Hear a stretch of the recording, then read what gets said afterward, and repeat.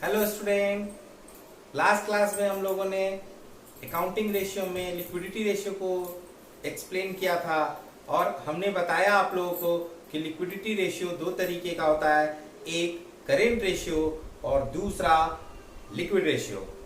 दोनों रेशियो हमने last class में आप लोगों को बताया था और उससे रिलेटेड कुछ एग्जाम्पल्स भी हमने सॉल्व कराए थे। आज हम कुछ और भी एग्जाम्पल को एक्सप्लेन करेंगे और फिर आगे हम लोग सेकंड रेशियो पढ़ेंगे जो है हमारा इंसॉल्वेंसी रेशियो। कुछ प्रॉब्लम्स आते हैं बच्चों को लिक्विडिटी रेशियो में, तो आज हम कुछ एग्जाम्पल्स को आप लोगों को एक्सप्लेन करने जा रहे हैं। यह हमारा पहला एग्जाम्पल है आज का, जिसमें क्वेश्चन दिया हुआ रहता है कि एक कंपनी है जिसका कुछ करेंट रेशियो मेंशन है। आपसे पूछा जाता है कि आप बताइए यदि ये कुछ ट्रांजैक्शंस बिजनेस के अंदर होते हैं तो उससे बिजनेस के रेशियो पे क्या प्रभाव पड़ेगा, जो हमारा करेंट रेशियो है उस पे क्या प्रभाव पड़ेगा। यदि हमारा करेंट रेशियो दिया हुआ है तो जैसे वो इंप्रूव करेगा, रेशियो 2:1 से बढ़ जाएगा या फिर वो घट जाएगा या फिर उसमें कोई भी चेंजेस नहीं होंगे अगर बिजनेस के अंदर कुछ ट्रांजैक्शंस दिए होते हैं। तो सबसे पहला हमने ट्रांजैक्शन लिया है कि यदि कोई करेंट लायबिलिटी का पेमेंट कर दिया जाए। सपोज करिए कि एक करेंट लायबिलिटी है 50,000 रुपीज का। कितने का करेंट लायबिलिटी है? 50,000 रुपीज का। अगर ये 50,000 रुपए का लायबिलिटी पेमेंट किया जाता है तो करेंट रेशियो पे क्या प्रभाव पड़ेगा? मुद्दा ये उठता है कि अगर करेंट लायबिलिटी 50,000 रिड्यूस किया जा रहा है, पेमेंट किया जा रहा है, तो उससे हमारे रेशियो पे क्या प्रभाव पड़ेगा। हम लोग इसके लिए एक एग्जांपल्स लेते हैं और सपोज करते हैं कि करेंट रेशियो अगर 2:1 है तो इसमें करेंट एसेट जो है वो मेरा 2 लाख है और करेंट लायबिलिटी जो है वो 1 लाख है। ये 2:1 के फॉर्म में है। ये हमारा क्या है? 2:1 के फॉर्म में, क्योंकि हमने लास्ट क्लास में आप लोग को बताया था कि करेंट रेशियो इक्वल टू होता है current asset divided by current liability. एक बात और भी महत्वपूर्ण हमने लास्ट क्लास में डिस्कस किया था कि करेंट लायबिलिटी का रिम्बर्समेंट होता है, यानी जब हम करेंट लायबिलिटी को वापस करते हैं तो वो हमेशा करेंट एसेट से किया जाता है।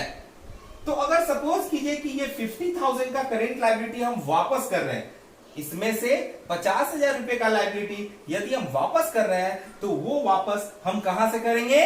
करेंट एसेट से करेंगे। तो अगर सपोज करिए कि ये मेरा करेंट रेशियो है 2 लाख डिवाइडेड बाय 1 लाख। अगर हम इसमें से 50,000 रुपया करेंट लायबिलिटी को वापस करते हैं, अगर हम इसमें से 50,000 रुपीज करेंट लायबिलिटी का पेमेंट करते हैं तो वो 50,000 रुपया का लायबिलिटी हम कहां से पेमेंट करेंगे? करेंट एसेट से, क्योंकि करेंट लायबिलिटी का रिम्बर्समेंट कहां से होता है? करेंट एसेट से होता है। तो यदि 50,000 का करेंट लायबिलिटी घटेगा तो करेंट एसेट्स भी 50,000 रुपए का रिड्यूस हो जाएगा। तो अब ये रेशियो मेरा क्या हो जाएगा? 1,50,000 डिवाइडेड बाय 50,000, दैट मीन्स 3:1। अब हम ये कह सकते हैं कि ये रेशियो क्या हो गया? 2:1 से इंप्रूव करके 3:1 हो गया। दैट मीन्स ये कि अगर कोई भी पेमेंट करेंट लायबिलिटी का होता है तो उससे रेशियो हमारा क्या हो जाता है? बढ़ जाता है। समझ में आ रही है आप लोगों को बातें? अब देखिए यहां पे हमने एक और एग्जाम्पल लिया है। यहां पे हमने क्या किया है? एक और एग्जाम्पल लिया है। हमने क्या किया है? एक और एग्जाम्पल लिया है। अब देखिए second example is purchase of goods for cash.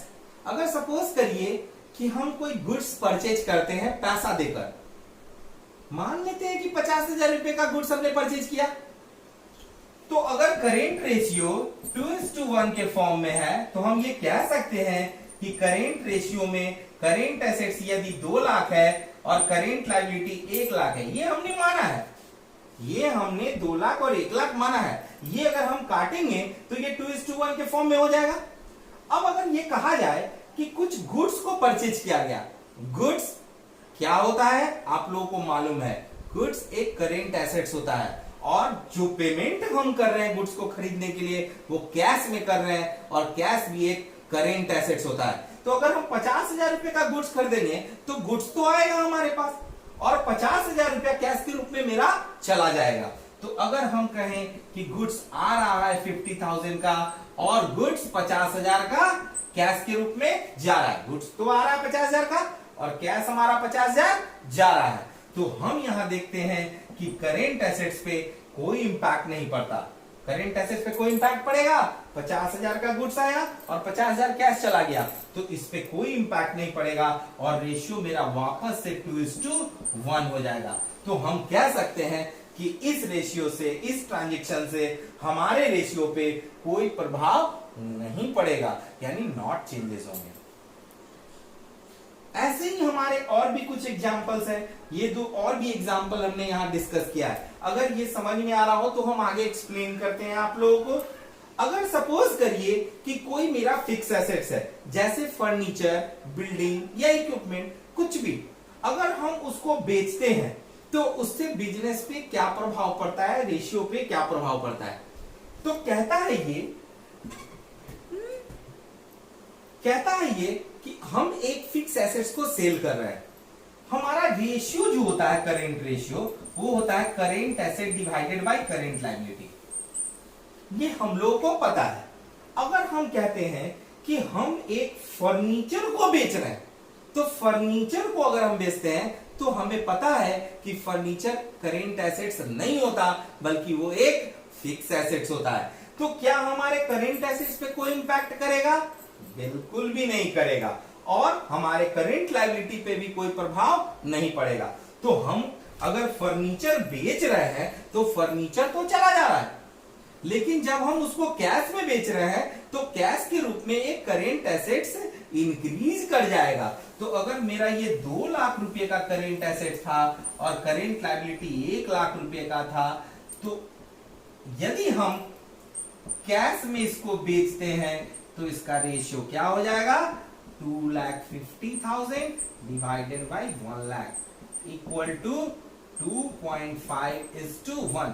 अब देखिए यहां पे आपको इस ट्रांजैक्शन से भी इंपैक्ट पता चल रहा है। इस ट्रांजैक्शन के बाद हमारा क्या इंपैक्ट पता चल रहा है कि हमारा रेशियो जो है वो 2:1 से इंप्रूव करके 2.5:1 हो जा रहा है।